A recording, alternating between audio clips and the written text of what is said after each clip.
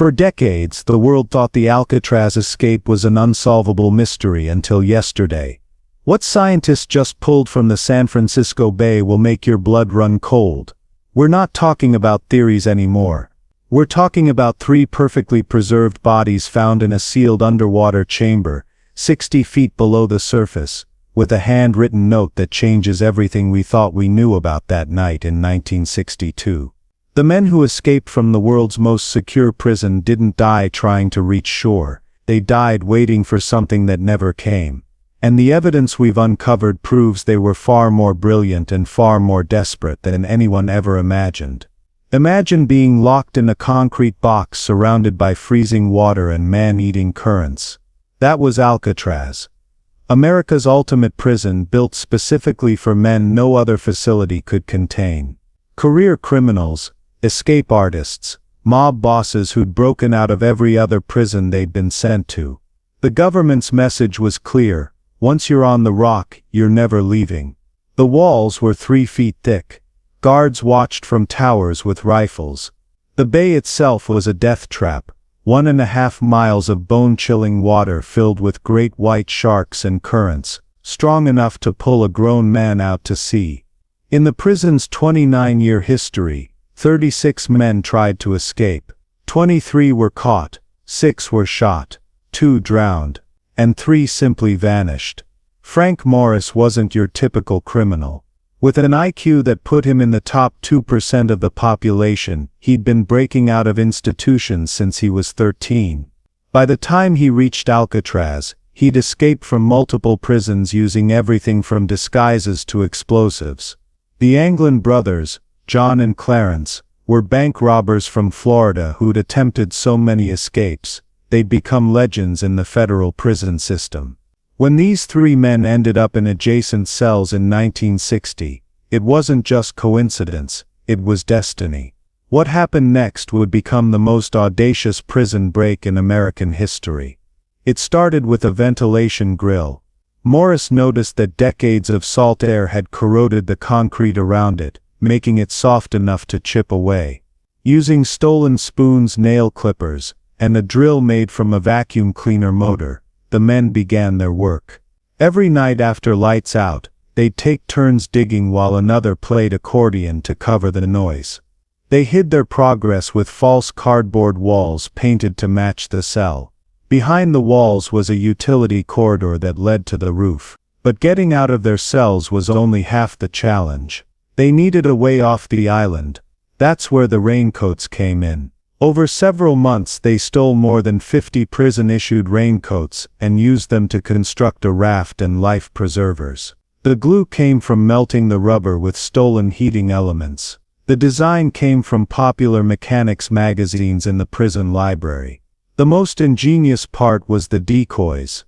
Using soap, toilet paper, concrete dust, and real hair from the prison barber shop, they created remarkably lifelike dummy heads. These weren't crude approximations, they were detailed enough to fool guards during multiple bed checks. On the night of June 11, 1962, everything came together. After the 9:30 p.m. count, the men placed their dummies in bed, squeezed through the holes they'd carved, climbed the utility pipes to the roof, and disappeared into the night. Guards didn't discover the escape until 7 the next morning. By then, the trio had an 8-hour head start. The FBI launched the largest manhunt in Bureau history. Coast Guard cutters searched the bay. Helicopters swept the shoreline. Roadblocks went up across California. Within days, pieces of the raft washed up on Angel Island, along with a paddle and a waterproof bag containing personal effects. The official conclusion came quickly: the men had drowned attempting to reach shore.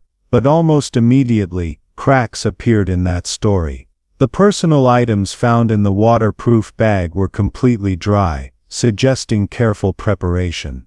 The raft pieces showed no signs of catastrophic failure. And then came the sightings. A Norwegian freighter reported seeing a body in the water the night of the escape, but no remains were ever recovered. In 1965, an informant claimed the men were living on a ranch in Mexico. The Anglin family received flowers every Mother's Day with no card or return address. Christmas cards arrived unsigned, but with handwriting that looked familiar. In 1975, a photograph surfaced showing two men in Brazil, who bore an uncanny resemblance to the Anglin brothers. Facial recognition experts couldn't rule out the possibility it was them. The most compelling evidence came in 2018 when San Francisco police received a letter allegedly from John Anglin. The writer claimed all three men had survived the escape. Morris had died in 2008, Clarence in 2011, and John was now dying of cancer. He offered to reveal their full story in exchange for medical care and immunity. The FBI analyzed the letter. Their conclusion: inconclusive. Neither confirmed nor denied. The case remained open, technically active but practically cold. Theories multiplied. Some believed the men had help from the outside, boats waiting in the fog, safe houses prepared in advance. Others suggested they'd gone south to Mexico or Central America, where American law couldn't reach. A few even claimed they'd been recruited by intelligence agencies, their criminal skills put to use in covert operations. Every few years a new sighting would emerge. A deathbed confession from someone claiming to have helped them. A grainy photograph from Rio or Bangkok. A DNA test on some distant relative that might or might not match mysterious remains. The Alcatraz escape had become America's most enduring mystery. Until yesterday. Until a team of engineers scanning the ocean floor found something that shouldn't have been there. The underwater infrastructure project was routine, mapping the seabed for new cable installations between San Francisco and Oakland. The sonar operator was reviewing data when he noticed an anomaly. 60 feet down, partially buried in sediment, was a rectangular structure.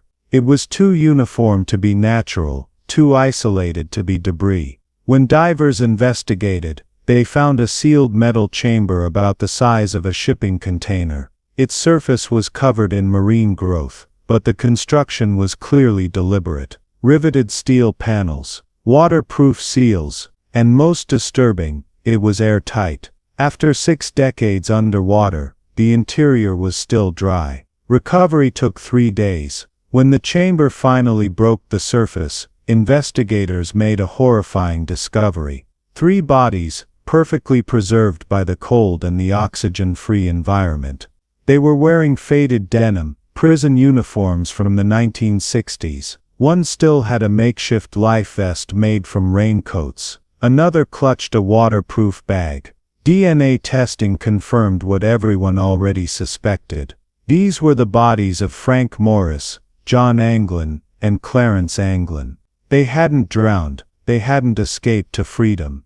They'd sealed themselves in an underwater tomb, and waited for a rescue that never came. But it was the contents of the waterproof bag that revealed the true genius and tragedy of their plan. Inside were detailed blueprints showing the chamber's construction, engineering diagrams, revealing how they'd built it piece by piece over years, smuggling materials out during work details. The chamber wasn't just an escape tool, it was a survival bunker designed to hide them during the massive manhunt they knew would follow. The plan was brilliant. After launching their raft as a decoy, they would double back using hidden flotation devices, and seal themselves in the chamber. Air tanks stolen from prison maintenance would give them 72 hours of oxygen. When the heat died down, accomplices would retrieve them. New identities were already prepared. Bank accounts established under false names. Everything was ready. Morris's notebook, wrapped in 3 layers of waterproof material, told the full story. The final entry, dated June 12, 1962, was haunting in its simplicity. Locked in, waiting for Tom. Running low, Tom never came. Whether he was caught, killed or simply abandoned them, we'll never know. What we do know is that 3 men who'd outsmarted the federal government, who'd engineered an escape that fooled the world for 60 years, spent their final hours in a steel box at the bottom of the bay. The oxygen ran out sometime around June 15th. The chamber's location, shifted by currents and buried by decades of silt, meant that even if help had come, they might never have been found. The families of the escapees are processing this devastating revelation. Robert Anglin, the last surviving brother, told reporters he'd always believed John and Clarence were out there somewhere, living under assumed names. Now he knows they never even made it to shore. The U.S. Marshals Service has officially closed the case, ending the longest active fugitive search in American history. Alcatraz itself, now a tourist attraction, has added a new exhibit featuring photographs of the chamber and replicas of the dummy heads. Visitor numbers have tripled since the announcement. Hollywood is already circling, with 3 major studios bidding for the film rights. But beyond the headlines and movie deals, there's a deeper story here. 3 men who refused to accept their fate. Who spent years planning not just an escape, but a vanishing act so perfect, it fooled the world for over half a century. They didn't fail because their plan was flawed. They failed because they trusted the wrong person. What haunts investigators most is how close they came. If the oxygen had lasted another day, if their accomplice had kept his word, if the currents hadn't shifted their hiding spot, any one of these changes, and the greatest escape in American history, might have become the greatest disappearance. Instead, it became the greatest tragedy. The chamber is now in the Smithsonian, a monument to human ingenuity and desperation. Morris's notebook is being studied by criminal psychologists and engineers alike. The dummy heads, more sophisticated than anyone realized, are being analyzed using modern forensic techniques. Each new detail reveals the extraordinary lengths these men went to for freedom. In the end, the Alcatraz escape wasn't just a prison break, it was a magic trick. The raft, the dummies, the missing men, all misdirection for the real escape happening beneath the waves. And like all great magic tricks, the secret was simpler than anyone imagined, and more complex than anyone could have guessed. They didn't vanish into thin air. They vanished into thick water, and there they stayed. 3 men who beat Alcatraz, but couldn't beat time. Their story reminds us that sometimes the most elaborate plans, the most careful preparations, the most brilliant minds can still fall victim to the simplest failure, trusting the wrong person.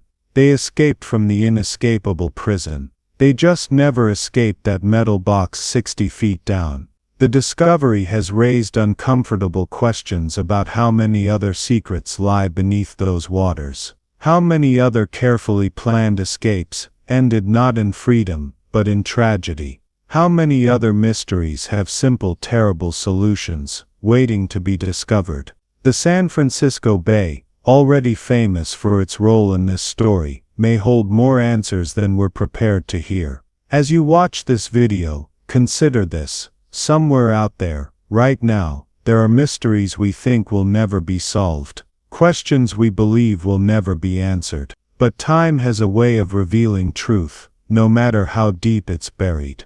The Alcatraz escape reminded us that the impossible is possible. The discovery of that chamber reminds us that not all endings are happy ones. Sometimes the most incredible escape story becomes the most tragic survival story. Sometimes the men who refuse to give up are the ones who never get to give in. And sometimes, just sometimes, the greatest mystery of all is how hope can survive even when the people who carry it cannot. If this story shocked you as much as it shocked us, hit that subscribe button and ring the notification bell, because the secrets we're uncovering don't stop here.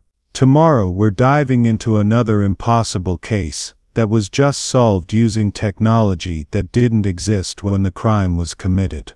You won't want to miss what we've found. Until then, remember, every mystery has an answer. We just have to be brave enough to look for it, even if we won't like what we find.